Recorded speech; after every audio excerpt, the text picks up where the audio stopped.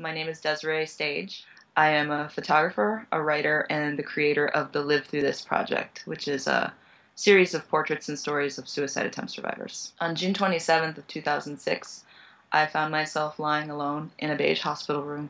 That was the night that I tried to kill myself.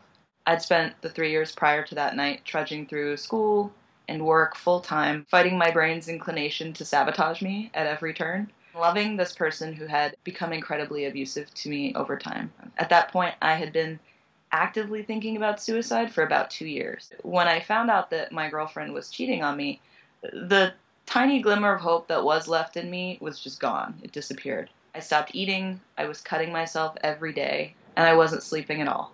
And then one day, in the midst of a particularly horrendous and public argument, she told me she was going to go out with the girl that she had been cheating on me with that night, and that I wasn't invited. I was just hysterical and inconsolable. And I did talk to my girlfriend at some point. As I found out later, she was only still on the phone because she was waiting for something.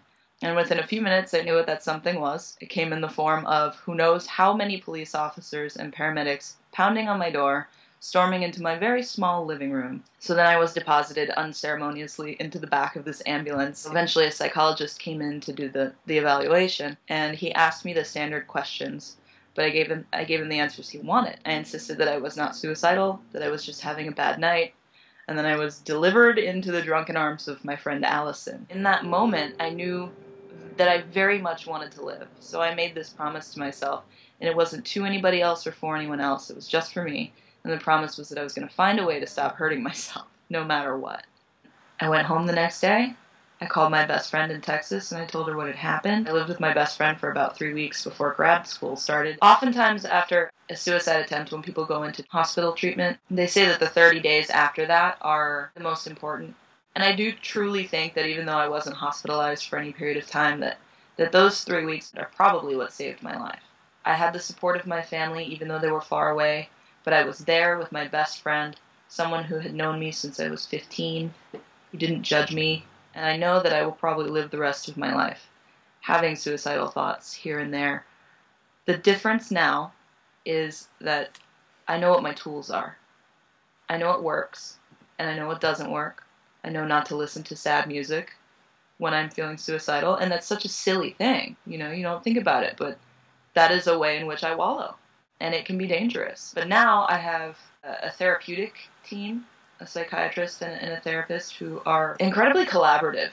These people respect the fact that I want to be involved in my care. I actually got back on medication, which I was very, very resistant to.